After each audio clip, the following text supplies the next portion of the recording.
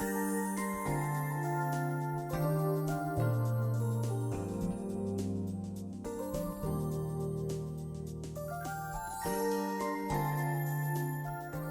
have a really special evening in store tonight, and I'm delighted to be here with a longtime colleague and friend, Cindy Brockway, and a devoted board member and gardener extraordinaire, Sally Chandler, who is going to begin the evening for us. So please join me in welcoming Sally.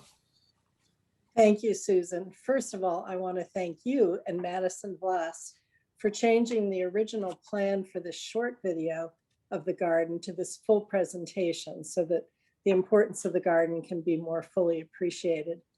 I'm so honored to be introducing Cindy Brockway to you tonight. Many of you have probably seen her resume on the museum's website when you registered for this program, but I'll mention a few special highlights. Cindy is the program director for the cultural resources at the Trustees of Reservation.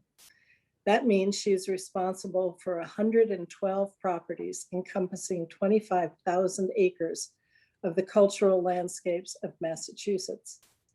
Prior to taking on this important position, she ran her own successful business for 25 years from Kennebunk, Maine, called Past Designs.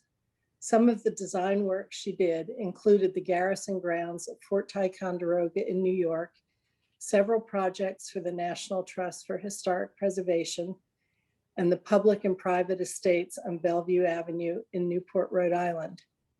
She serves on the Board of Governors of the Decorative Arts Trust and the Mount Auburn Visiting Council. In addition, she's an instructor for the National Preservation Institute in Alexandria, Virginia. I first met Cindy in the fall of 1993 when I had recently become the chairman of the garden committee at the museum. I had heard about Cindy's garden preservation work from several people who had heard her speak that spring at a local garden club event that I had been unable to attend.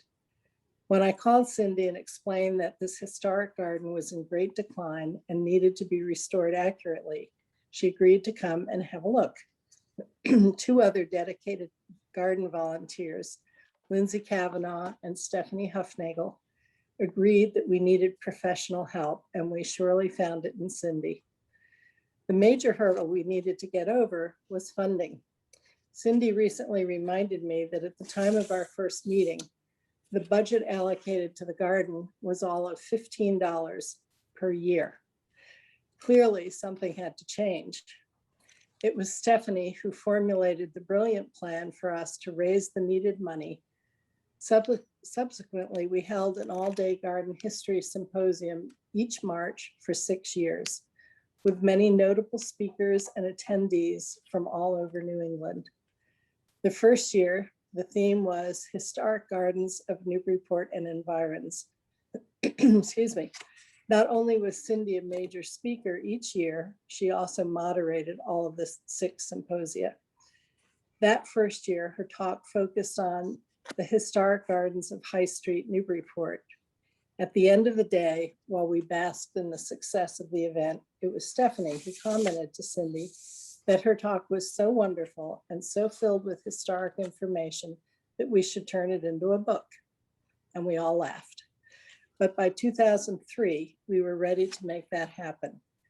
And with the support and encouragement from Stephanie, the beautiful writing of Lindsay, and Cindy's wonderful research, Gardens of the New Republic, Fashioning the Landscapes of High Street, Newburyport, was published in the spring of 2004.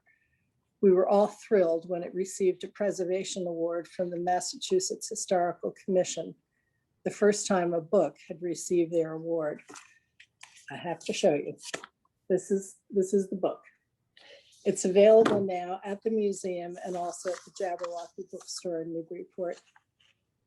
Cindy also authored another book called A Favorite Place, a Resort for Strangers, The King's Garden at Fort Ticonderoga.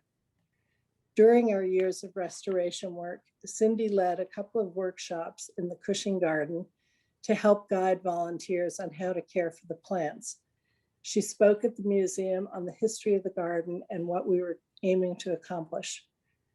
I was always so impressed by the careful and diplomatic way she presented her researched information, using graceful diplomacy to introduce newly found details that were not always in line with what some of the people had understood about the garden and its origins.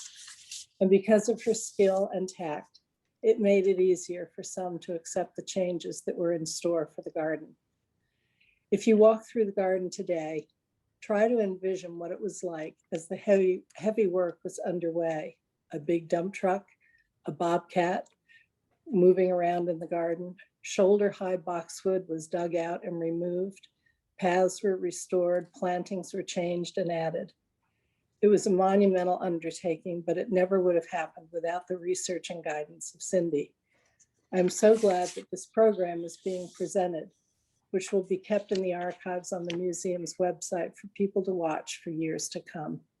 It seems like one bookend, and at the other end was our first meeting about the garden in October of 1993. Cindy, thank you so much for all the work you've done for us in the Cushing Garden.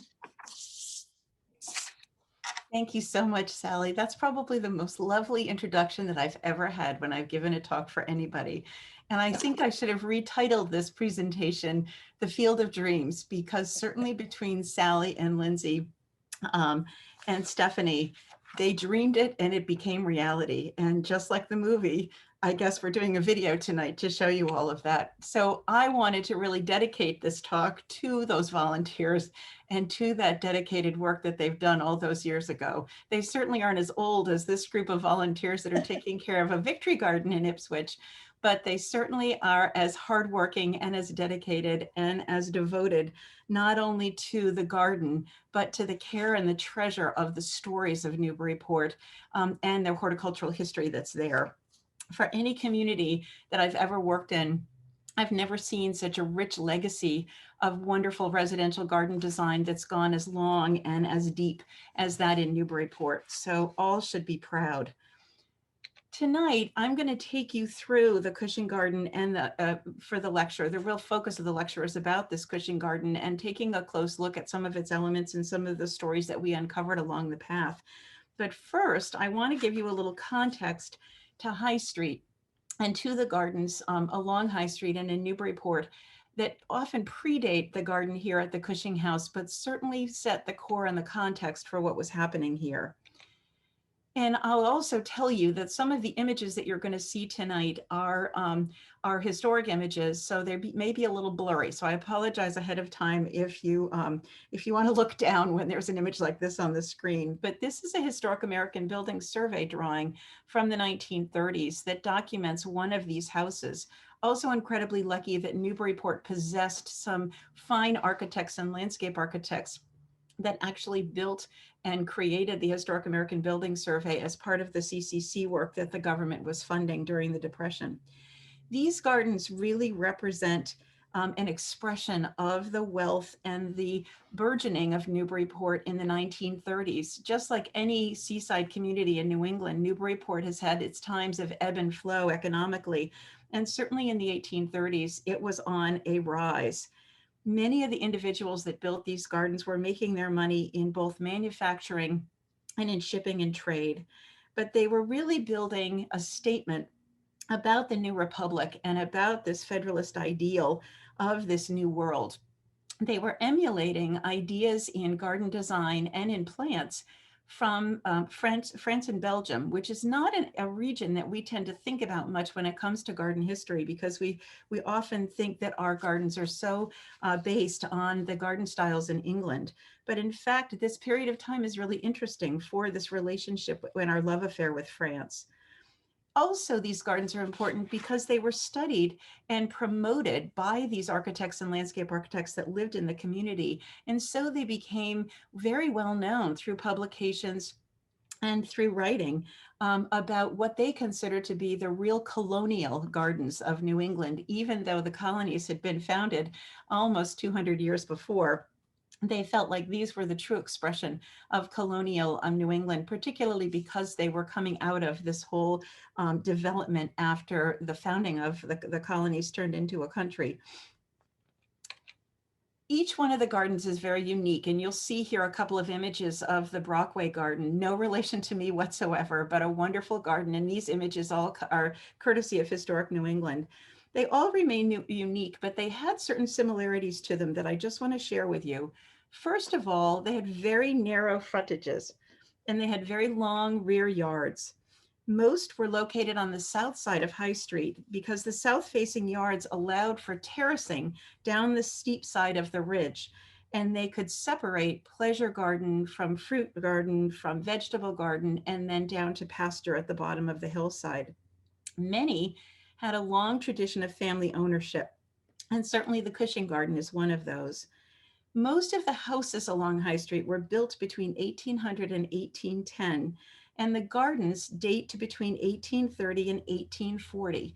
And again, both the building of the houses and the creation of the gardens reflects these periods of prosperity in Newburyport. And also the founding of the Newburyport Horticultural Society in the 1830s.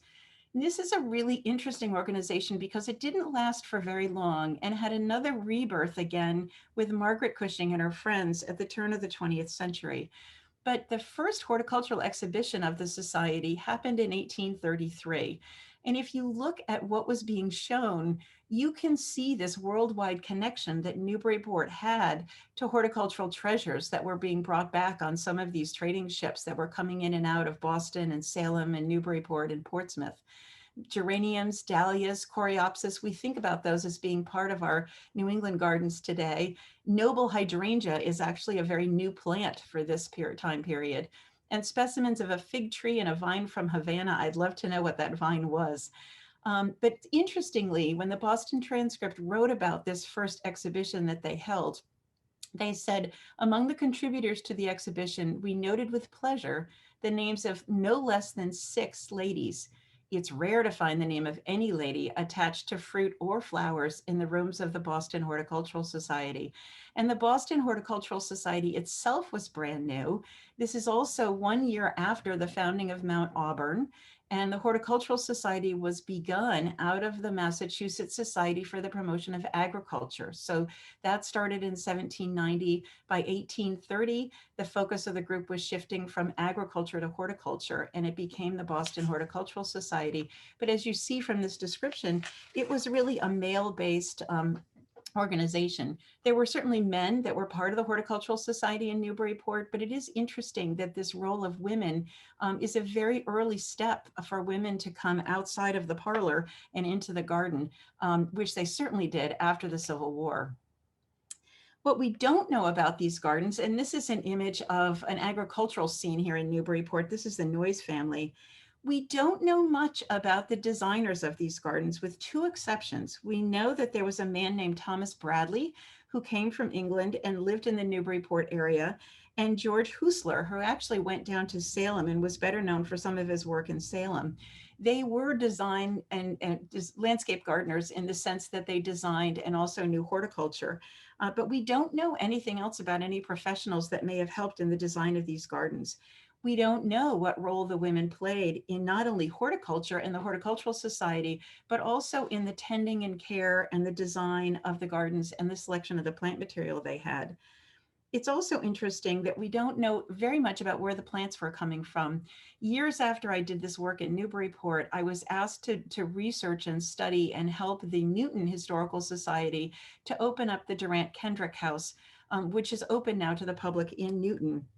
It was the site of a large nursery, family-run nursery, that operated from 1790 to 1870 and was best known for its collections of pears that it was bringing over from Belgium during this pear mania that happened in the early 19th century, because they felt that pears and apples were best suited to the New England climate and could create a viable economic crop for farmers.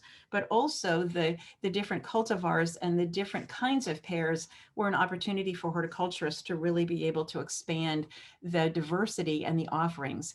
And the Kendrick Nursery offered all kinds of fruits. It offered a lot of plums and pears and cherries and peaches, but it also moved into flower gardening later on. And the Massachusetts Horticultural Society still has the seed catalogs from the 1830s from that nursery. There was also a very well-known nursery named Manning's Nursery in Salem that I'm sure helped to supply some of the plant material for these gardens. But we have lots more to learn and lots more to do in digging into this, this history and this period of time, not only in Newburyport, but in American horticulture overall. The other thing that I can't emphasize enough is that these gardens really were celebrated. George William Perry lived on High Street himself. He was an architect. He became the architect for Colonial Williamsburg.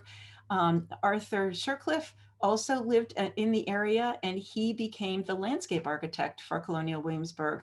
Both of them studied and wrote about the gardens and the buildings here along High Street and in Newburyport. And Arthur Shercliffe published this book called The Landscape Architecture of George Washington's Time in 1932. And it was a bicentennial commission of the birth of George Washington. As I said, they started the Historic American Building Survey, which has grown and expanded and is still going to this day. Has also become the Historic American Engineering Survey. So you can go online to the Library of Congress and find the plans and photographs and drawings of the fences and the summer houses and the gardens here in Newburyport, thanks to these men. Also, even up to 1980, these gardens were being published in a book by John Mead Howells called Architectural Heritage of the Merrimack. Here's a couple of images, one on the left from Arthur Shercliffe in this article from this George Washington bicentennial publication, and the one on the right from William Perry about the old Moseley Garden. When Shercliffe was writing his article about New England gardens, he said, Newburyport is typical in possessing colonial places which have come down to us from the time of Washington with some of the ancient glamour of interest and charm still clinging to them. So I hope if you go visit the garden tour this June for the Historical Society, you'll think about looking for the glamour and charm that still clings to the gardens in their own way, even a modern garden. I just love some of the writing that happened out of there. Now, it may seem very odd for you for me to put a picture of Versailles in the middle of this talk, but I wanted to make this link between garden design in France and the garden design of these places in Newburyport, similar to those in Salem as well.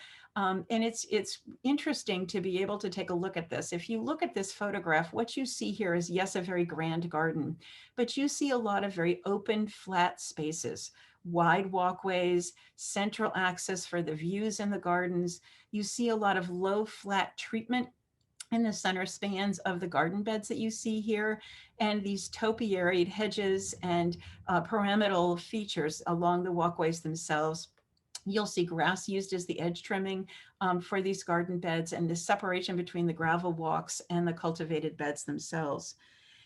Caleb Cushing, who was believed when Sally was talking about the diplomacy of history, you know, as everybody learns more and digs more, you find more, and then history and the stories change over time, was always told that Caleb Cushing and his wife had taken a honeymoon trip to France and Belgium and to Spain, and came back with their plan for what was to become the garden plan for the Cushing Garden there at the museum.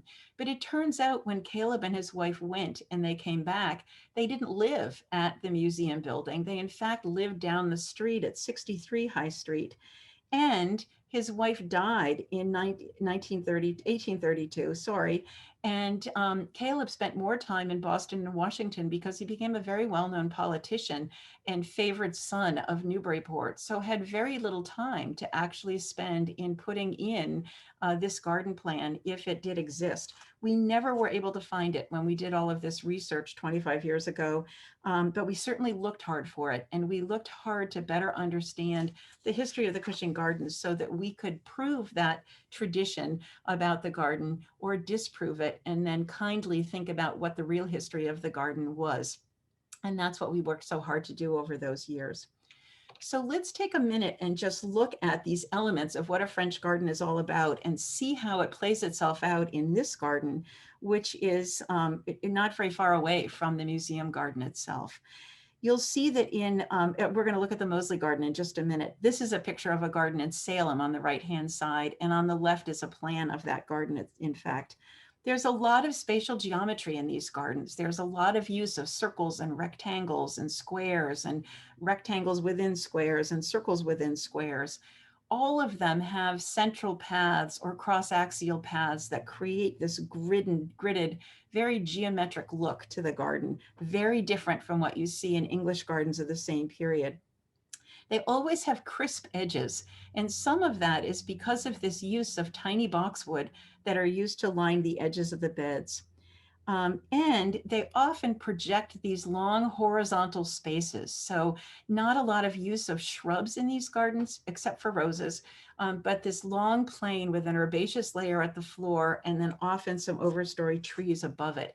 And in many of these Newburyport gardens, it was orchard trees that these gardens were inserted underneath.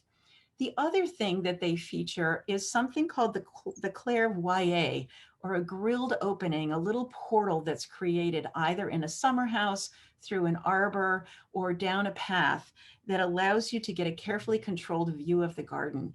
These gardens are not big, and yet they feel massive, both in photograph and when you go to visit them, because you discover things along the way and you create incidents and opportunities to turn and to discover another path and then to wander back to the path you started in, or to sit in an arbor and look out a latticed window to see a view that was intended to be part of that garden experience. So let's take a look at the Moseley Garden and look at some of those features. And here you see this wide central path that's here on the right-hand side of the screen. You can see that this is, again, half of a yard, because many of the houses along High Street were actually duplexes. So the yards were not only long and narrow to start with, but if you split the house in half, you have a half of a yard that's even narrower and just as long to be able to create your garden in. You can see what I mean about this long, low horizontal plane. And just by looking at some of the features in the garden houses here, or the little arbor that's at the foot of this photograph, this idea of creating this portal and these forced views into the garden created that clairvoyer for everybody to see. Here's the garden in plan form, so you can see how it was laid out. You can also see what I mean by the pleasure gardens and the flower gardens being on this first level closer to the house right here. And then this is all fruit garden and a few shrubby ornamentals and perennials. But then you go down the hill, there's a terrace here, and you come down into an orchard, and then these are fruit bushes. And then you go down again into what became pasture area. And a lot of the gardens were lined out in the same way. Here's a picture of the garden and what it looked like before its restoration. So if you picture that image that I just showed you from the early 20th century, and you think about what happens over time, and you think about the lifespan of the individual plants that are put within these gardens, you'll see that they begin to erode and deteriorate over time. And you begin to lose that geometric plan of the garden. Many of the gravel paths turn back into grass, and the crispness of the garden begins to erode. And with many applause to the current owners for this garden and the hard work that they've done to restore it, here is what the garden looks like today.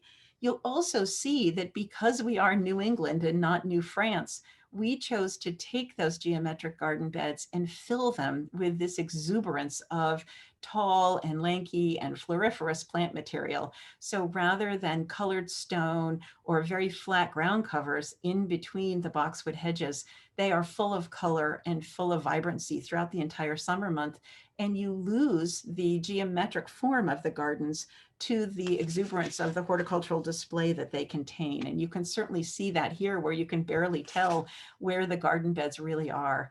So this is really an American combination of a French garden with English planting style on the interior. And that is true for all of the gardens that you're going to see in this presentation. So let's go ahead and wander over to the Cushing Garden now and take a closer look and see how the elements that are here both evolved and were designed and were created, but also how they link to other patterns in American horticulture and landscape design history in the 19th century.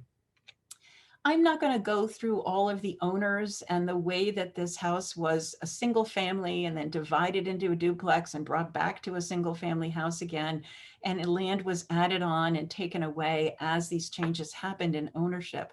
But it is this focus between 1867 and 1906 that, as the research showed, was when this property, the garden space itself, had gone from being just an orchard, which was started in 1849, to the orchard trees becoming the overstory and a garden inserted underneath that, with wonderful records and wonderful evidence of what that garden had been. All of these eras are important when it comes to the story of the property, including the current era. But it is this one focus that we were intent on when we were looking to see what this period of significance was for the garden and where it had the most integrity. This is the restoration plan for the garden. And, just so you all know, when I talk about this house being a duplex, there are deeds that we have that start here in the middle of this front sidewalk, and they run right up the front steps and right down the whole hallway here and out the back door. And sometimes they take a jog and they go to this stone, and then they went through the middle of the barn because this barn had been positioned right here. And then it was picked up and moved and turned this way later on. And this is the original lot area here for the house. So if you can imagine this subdivided and one family living on this side and one living on this side, there's not a lot of room for gardening to happen up until the time when this lot gets purchased and there's an opportunity to be able to build out some open space that's there. This garden had two periods of rejuvenation. After the Horticultural Society, after the Historical Society took over, there was a plan by a wonderful landscape historian named Isidore Smith, who lived in nearby Ipswich. And she did a plan for the garden in 1965, and that was used and cultivated for a very long time afterwards. But when I came and we looked at the garden, and I'll show you some pictures of what the garden looked like back in 1993, that plan had eroded and almost disappeared. And the cultivation of the garden was very frustrating for everybody because the plants just weren't happy in the places where they were. So with our $15, I tried to help figure out how could we possibly begin to understand this history and this story here and its evolution with no money. And fortunately, I was associated with a preservation program at BU, and you can always get good students to do great work for very little funding. And we were able to convince Elizabeth Ware, who was one of the students in the program, to do a really well done cultural landscape report and detailed research about the history of the landscape and the history of the property ownership. And she got credit for that as part of her master's degree program, but it certainly benefited our understanding of what this garden was all about. I also have to credit Margaret Cushing, because not only did she become the steward of her family legacy and remembered the garden very fondly, that it was her father that actually put it in, but she left this sketch record. This is her plan of the garden and what she remembered the garden containing when her father had tended it. And we studied this plan long and hard. And I always use an image of this plan when I give garden design talks to garden clubs today by saying, please keep a record of what your garden looks like and what you have in it, because you just never know when some historian is going to come along and want to be able to understand what your garden looked like when you owned it. And this was hugely helpful to us and helpful to understanding the garden itself. This, for any of you that need to see, is the barn that's there. And this is the center path. And we'll walk through the layout of the garden again, especially for those who have never been there. Just a reminder that the barn was moved. So in 1865, the barn was picked up and turned 90 degrees, and this rear alley was acquired in 1867. So it gave the family the option of taking some of the less pleasurable parts of living with a horse and move them back to the back corner of the property. And it allowed for some changes in both the yard around the main house and also the protection of the garden on the backside of this barn and its expansion. And we can tell where that barn used to be because if you stand on the street and you look down this side of the house, this was the old driveway, which is now a grass lawn that led to the barn. And there's the barn just perpendicular to where it used to be. So if you think about this corner and you take this whole wall of the barn and you turn it this way, then you can understand how this connected to the doors in the barn itself. And this is what that driveway looks like from the other direction. So it did separate the house and the garden space itself, but in these tiny little city lots, every little corner becomes quite valuable, even for the path to the barn for the horse. So there's a lot of elements in the garden today that can tell us not only a lot about its history, but it matches details that we found in the archival record to what's in the garden today. I like to think about these landscapes as a three-dimensional textbook. And if you understand the clues, you can begin to read them like you would a textbook of history and understand not only their history, but their change over time. So here again, let me just orient you. Here's that driveway that we were looking at. Here's where the barn used to be. Here's where the barn is now. This is High Street itself. So the main street of Newburyport, the house faces out onto High Street and it sits on the corner of High and Fruit Street. This becomes workyard space back here and had many different configurations. And most recently, some of this paving has been changed to allow for universal access to the museum, which is a wonderful, wonderful new addition that the museum has been able to make to allow universal access for everyone. Here's the garden itself. It's got this long central path that I talked about, and it turns into something a little bit more casual and a little bit more wooded as you get down to this back section of the garden. Here's the flower beds and the rose beds here that we'll see in just a little bit, and individual longer narrow beds for some perennials. These are the boxwood hedges we're going to look at in just a minute. And then scattered throughout the garden are the pear and apple trees and fruit trees that you see throughout both historic photographs as well as newer images in the garden itself. I'm also going to talk a little bit about this circle and a square pattern that you see here. So there's a small circular bed underneath this pear tree, and then this quadrant of garden beds here. And we'll talk about the summer house, and this is the summer house you're going to see pictures of here in just a minute. Okay, there we go. So here's that circle and the square pattern I was talking about. These patterns, this design feature for American gardens dates back, as far as I can tell, to about 1790. And I see it in all shapes and forms and sizes and scales as I've done work around the country. When you think about it, it's a very practical form. And often the tradition tells us that this circular bed in the middle had originally been a water source. So either a hand dug well or an open water collection system. And then you could take a pot and dig water out of here and then water the four beds around it. So from that sense, it's a practical layout. It's also a very adaptable layout, no matter what size garden space you have to work with. And in the Victorian period, because this model survives for so long, you often saw big urns or specimen trees in the middle of this circle.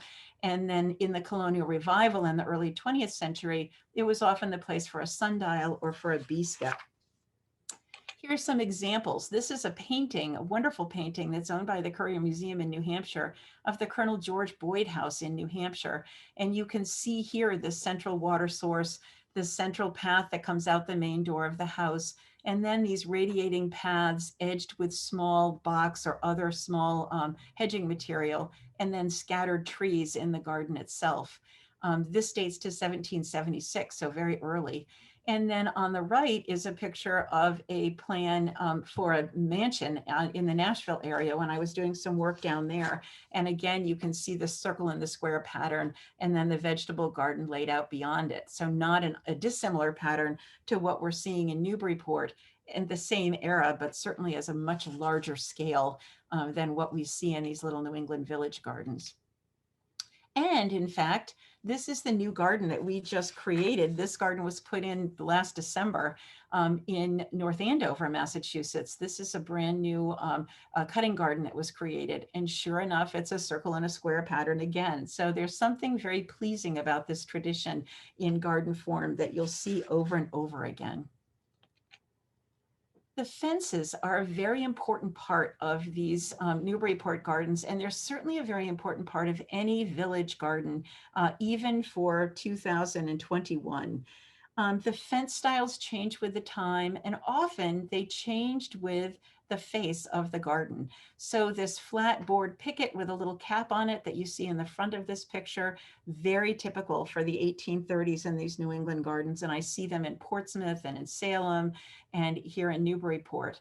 On the back end, across the garden, you can see a low solid board fence with a cap on it, and then a higher one with what's called a topper, a lattice topper. This higher board fence with the lattice topper is something that's much more 20th century in its style, but the solid board fence, with or without a cap, was very utilitarian. And I found evidence of that all the way back to the 17th century here in New England. Very practical privacy fence, as well as a practical fence for keeping animals out of the garden. We found when we were doing some work in the 17th century garden that actually the top of those boards would be kept uneven so that chickens couldn't easily perch on top of the fence and then jump down into the garden to do damage. The earliest mention of fences at the Cushing House garden dates all the way back to 1822, when there's a family account reference that says paid for mending fences. And of course, across the front of the museum building is this beautiful iron fence, much more a testament to the later 19th century, this 1867 to 1906 era. And you can see the four-sided picket posts and balusters here, but a very delicate design and very beautiful in execution. And you can see why this was so desirable for cemeteries and for Victorian houses, because the fence almost disappears as opposed to the wooden fence, which is so visible, especially when it's painted white. But this slim, very delicate picket is something for city spaces. You never find these very much in the country, but you certainly find them in cemeteries because they were so durable and easily erected, even in small cemetery plots. If you travel High Street today, you'll see almost any fence style that could have come out of a pattern book in the early 19th century. There are more elaborate board and cap fences. You'll see these granite posts. This is a newer fence here, but it's an interpretation of a historic fence style. You'll see iron fences, and you'll see some beautiful scroll work and these beautiful bullet-capped pickets, which are very typical for gardens in Portsmouth, New Hampshire as well. It takes special carpentry skills to do some of this patterning work. And often the tradition here in New England is that it's the shipbuilders and the carpenters that gain the skills in building boats that can also turn these posts and do this beautiful paneling that you see in these individual balusters or in the gates themselves. So we're lucky to have the kinds of craftsmanship and skill that can create this kind of fencing for a community like this.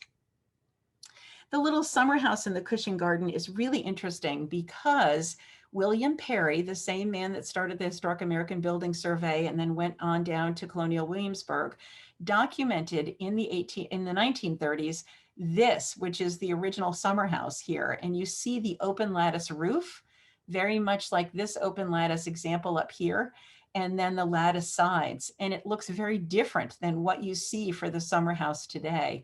So in his documentation of the summer house, you can see that he suggested some embellishments that I think the family took advantage of before this Habs drawing was done. At least somebody suggested some changes to the building. Lots of the summer houses along High Street all have this shingled roof. And I'm sure it was much more practical to sit underneath the shingled roof than it was a latticed roof. This building was intended to have vines growing all over it to create the roof, a green roof for sitting under in the shade. But certainly in the rain and some of the bad weather, these shingled roofs are much more practical. And then also, sometime after this summer house was originally built in 1865, not only was the shingle roof added, but these little finials were added on top of each of the posts and then on top of the ridge crest of the summer house itself. I think part of my favorite part of some of the gardens in Newburyport are these summer houses. Every one of them is distinctive, and thank goodness, because it allows us to identify a non-labeled photograph of a garden if it shows the summer house to it. We became very familiar with each one of these summer houses. And even though some of the designs may be a little bit similar, you could identify the garden by its summer house. Just for fun, I'll show you that after doing all of this research in Newburyport, I was hired to do a garden design for a family in Kennebunkport. And they had a small picket fence that separated their yard from their back neighbor. And after being so inspired by those summer houses in Newburyport, I designed this lattice fence, which is just as pretty for the neighbor as it is for the client. And it allows for friendly neighbors, but a much higher fence to separate the two of them and give them the privacy that they needed on this little village lot. The boxwood that lines both sides of this path is first mentioned in the Cushing House garden in 1894. And as I mentioned, the boxwood often was used and kept very low, 12 inches or less high, really as just an edging material for the edge of the cultivated garden beds. It was often back in the 1990s when we were working on the garden, most people felt that boxwood would not survive here in New England, that it was really meant much more for Virginia and a little further south from here. But certainly it was happy and it grew very well in these New England gardens, especially if it was kept low and small. This hedge that you see here is probably not the original hedge that was planted in 1894, but certainly was planted and replaced. And again, just like you saw with the Moseley garden, they die out and they get tiny. And now, of course, the boxwood blight causes all kinds of problems for us in obtaining healthy boxwood material for these gardens. But certainly we're getting much more careful about the importation of boxwood and then the use of it. And it's still as popular an evergreen material for foundation planting and for garden paths and for little edging plants as it ever was. Here again is the way that it was intended to be, with this very, very low edging along the edges of a garden bed. The oldest plants in the garden are really these fruit trees. And this long tradition of apples and pears come into this garden. It's starting in 1849. The family actually talks about apples that were growing on one of those tiny little side yards as early as 1823. The apples were first and then the pears were added later. But in the 1850s, 1849 to the early 1850s, the family actually made money selling the apples out of the orchard as a little bit of income, extra income for the family. There's also a tree in the garden that we know used to be there that was described by a cousin of Margaret Cushing's, and it was a peach, which again is really temperamental for New England gardeners because we get a little bit of warm up in March and then it turns cold again, and the peach tree buds start to soften, and then when it gets cold, they get hit with the frost and they don't make it, so we don't get any peach fruit. But this peach tree that used to be in the garden had grayish brown, fuzzy skin and a beautiful deep red interior. And Margaret's cousin remembered that her father had promised the seller of the tree in New York State to destroy all of the pits rather than share them because the cultivar was so uniquely American. I'm honestly thinking that the nurseryman just wanted to ensure that his sale was the only sale of these trees that was going to go out into the market. So if anybody destroyed the pits, he was the only one that had the source of the trees for everybody to come and find.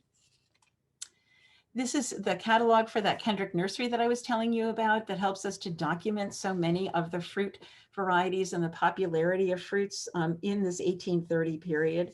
A really wonderful, wonderful resource, along with some other horticultural documentation that the Massachusetts Horticultural Society has that really helps us to give an insight into what was available for gardeners during this really rich period.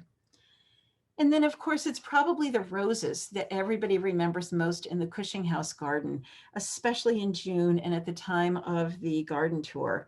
The list of roses that were growing in the Cushing garden was written in 1937 by Margaret Cushing, and it listed 8 species of roses.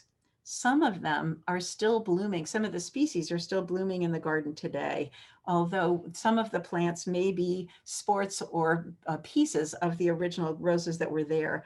They're also, again, easy to come by, so some could be replacements. Between 1800 and 1805, Josephine Bonaparte created her famous rose garden at Malmaison. And as I said, everybody was in love with anything French. So because Josephine Bonaparte wanted to collect as many rose varieties from around the world as she possibly could, she sparked this passion for roses that grew out of her garden at Malmaison and set a trend that would go on throughout the 19th century. If you go back and you look at the origin of some of the species roses that are so popular and so hardy today, you'll find that they come out of this early 19th century period when this passion for roses and rose hybridization began. This is an illustration of the General Giacomo Rose from 1877, and it was treasured for its rich color. And it's all, this is the parent rose for every red rose that you see growing today. And here is an example of that rose growing in the Cushing garden itself. You can see the thorns and the multi-petaled roses, but the beautiful red color that this has. This is a York and Lancaster rose, called because of its petals that are variable from white to pink to red on any given flower. There's another old rose variety where the petals are striped, but this York and Lancaster rose has these 3 different petal colors instead. And this is one of my favorites. This is called Maiden's Blush. Not only do I like the name, but I think it's so aptly appropriate for the color of the flower. It's very sweetly scented, and you'd like it to last longer than it really does. And often there's about a week or 2-week period when this is in bloom, and then you see what happens when the flowers fade, as many white roses will do. Not so pretty, but still the scent you just is a memory for you as you watch the flowers go and you look forward to them the following year. The other treat in this property is its paving materials. And I had very often would stop by and take photographs and document the different kinds of paving that were used, and know that there's a lot of stories as you compare the property record and the division of land and the recombining of land with these walks and these paving materials that you see here. They're part of that testament of this 3-dimensional textbook, and certainly with the relaying of the paving and the new steps, the new path that will allow for universal access. You could never get a wheelchair across these cobblestones. And even the brick was very uneven and very unwieldy for anyone who has trouble walking or a baby carriage to get across. But it's a remarkable inventory. The cobblestones were a waste material that was coming off of these ships. It was used as ballast in the ships. And often it was used as a paving material for gutters along the roads in villages in New England. So you'd get this little shallow gutter on the side of the road, and it could get paved with these paving stones, which slowed down the speed of the water and stopped erosion. And even today, on 19th century estates, if I look carefully at the paved driveway, you'll see evidence of those paved cobble gutters. Brick became the preferred paving method after 1890 for many city sidewalks and home walkways. But the oldest paving material for New England is crushed stone or shell, often crushed granite, because granite is so much a natural stone for us here. Any variety of wasted stone material was ground up and then spread, always with the purpose of eliminating mud from the dirt pathways that you were traveling. Here's just a couple of before and afters that I thought I would share with you, just so you could appreciate some of the changes that have happened over these past 25 years. And again, another document. These existing photos when we started back in 1993 become yet another era in the garden's history and document what the garden looked like at that time. We did not know that those cobblestones edged those stepping stones down this path. But again, thanks to a wonderful garden volunteer and some dedicated digging, the cobblestones were all uncovered and could be re-exposed. This section of the garden you're looking at here was added in 1867. So this was the last small lot that was added to the Cushing property that allowed for this extension of the garden down past the barn. And here's a picture of when we started. This is our $15 a year ability to be able to do things in the garden here. You can see that the gravel paths had been severely eroded, and some of the plant material was spilling over into the paths. The boxwood was trimmed, but it was very uneven, and a little bit, some of it was failing on the interior because it had gotten so out of scale. Some of the roses were struggling and were losing their competition to the hardier roses that were there. And you can see some of the fruit trees were in good shape and others were really struggling in order to manage to survive. And here is the picture. I don't have a picture of this garden all torn up with dump truck and backhoe, but certainly a lot of hard work happened to reset all the brick edging, to relay the gravel pathways, and to reset all of these roses. Lots of hard work, and then new fruit trees added along with preserving some of the older ones. And you can see how the boxwood hedges were taken down in pieces to bring them back into scale with the size of the summer house itself. And over time, those beds and those roses have all thrived and prospered, and the fruit trees have begun to grow again. And you see this life of the garden taking shape once again. In closing, I just wanted to show you a couple of last images of a couple of other high street gardens. This is one of my favorites because it's probably the only one where we suspect this man is the gardener.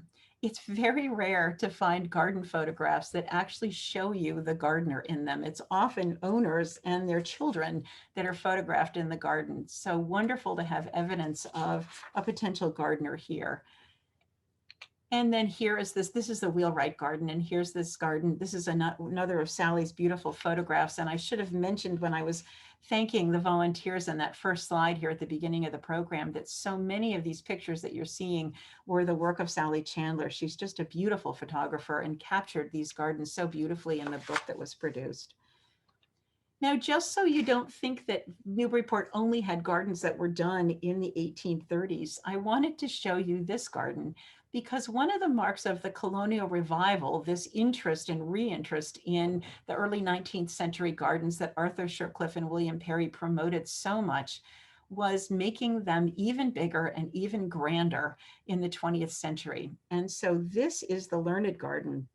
And Henry Learned purchased the property in 1921, and it had a garden core at its heart, but he completely rejuvenated the garden and made it even bigger than it was before. And you can see the size and scale of this garden is so much larger than the others that we were looking at. Later, his daughter Lorna took away the parterres that you see in this left-hand image of the garden because it was just so much to maintain all of these. And so when we were doing photographs for the book and talking about the history of gardens on High Street, it's this border, this huge, wide, beautiful border and its boxwood edging that is the 20th century interpretation of these gardens from the 19th century that we've been looking at today. Finally, I can never close without sharing this slide, which I think is so much fun. I don't know where the summer house is going or what they're doing with it, but they're clearly saving it. And this Yankee adage that goes, use it up, wear it out, make it do, or go without, is something that these stewards of High Street refused to believe. They really felt that these places could be rejuvenated again and again and never wear out and never go without. And I'm forever grateful to them for all of their hard work, generation after generation, for taking care of these gardens.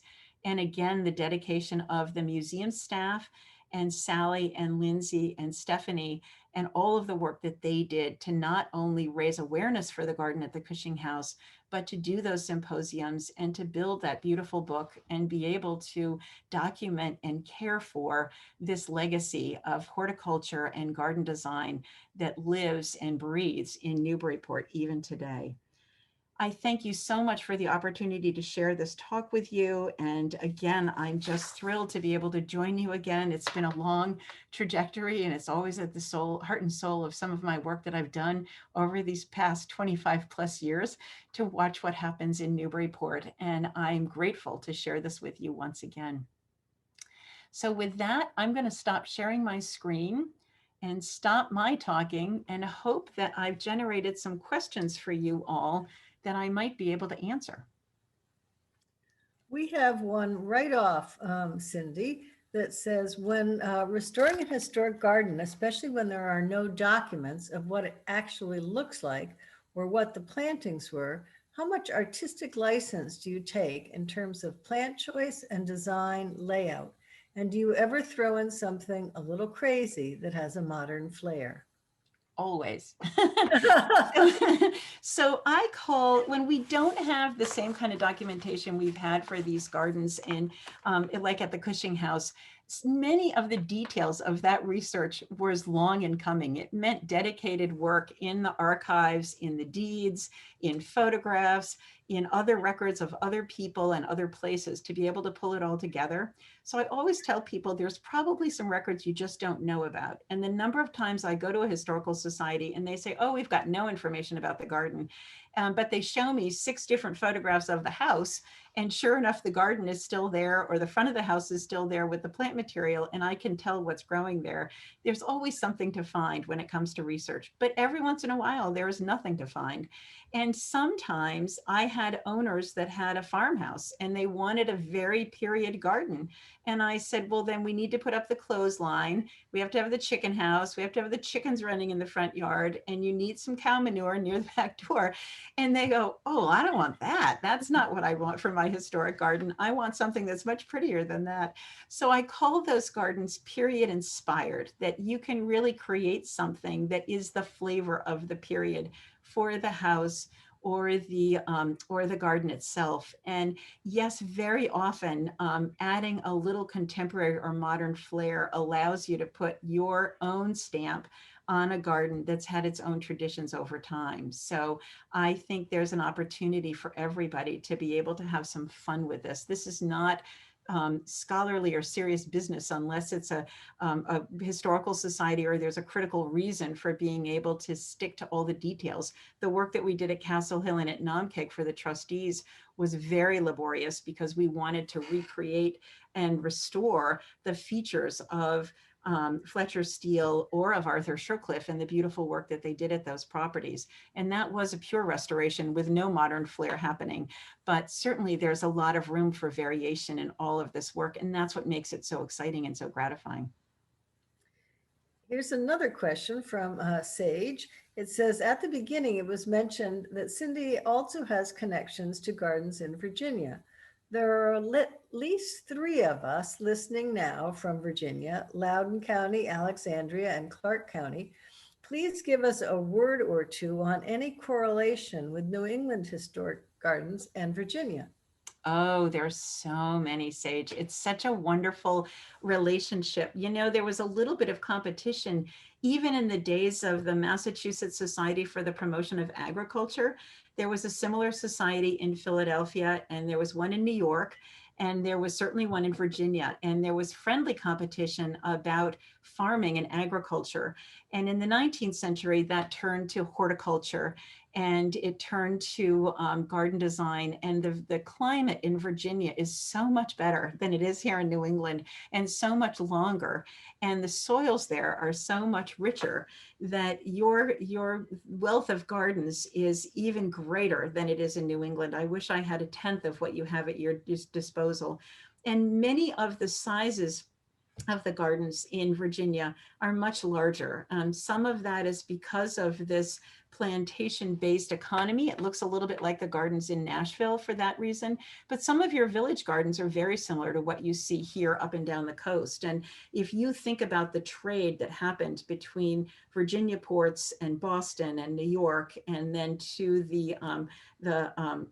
to Europe, but also down to the islands in the Caribbean, you'll see that back and forth with the trade in plant material and in garden design. And you've got some, I bet you'll see some gardens very similar in layout to what I was showing you in the patterns and the pictures that you saw in the lecture today. Here's another one. Cindy, what kind of commitment is required? Love, time, hard work, and fiscal, and taking care of these historical gardens? All of the above. I think a little bit of luck, a lot of experimentation, a lot of patience, and a lot of dedication to hard work. There's no doubt that gardening is hard work, but it is also extremely enjoyable if you love to do it. And there's a passion that's bred in some of us for just digging in the dirt. I was planting plants before I did this talk tonight in my own garden because I wanted to take advantage of the weather. But there's also many of us that like to be able to just enjoy these gardens. And there's a lot to be said for those that can celebrate somebody else's hard work in a garden as well. And from Stephanie, here's a question. Do you have a favorite historic rose, especially one with a sweet scent? I do love that Maiden's Blush Rose because I just think it smells so incredibly wonderful. I also love the Egglantine Rose. And the only reason I love the Egglantine Rose is that when I started my career way back in the early 80s, it was growing in an herb garden at Strawberry Bank up in Portsmouth. And it had some medicinal purposes to it, which is why it was put into that garden. But it's a beautiful single yellow rose. And when it bloomed, it just was like sunshine all over that garden. And I think because of that relationship and that first love of learning it for the first time, and also its scent, its leaves also smell wonderful as well. So it has that added benefit of not only the flowers smelling nice, but the leaves smelling even better.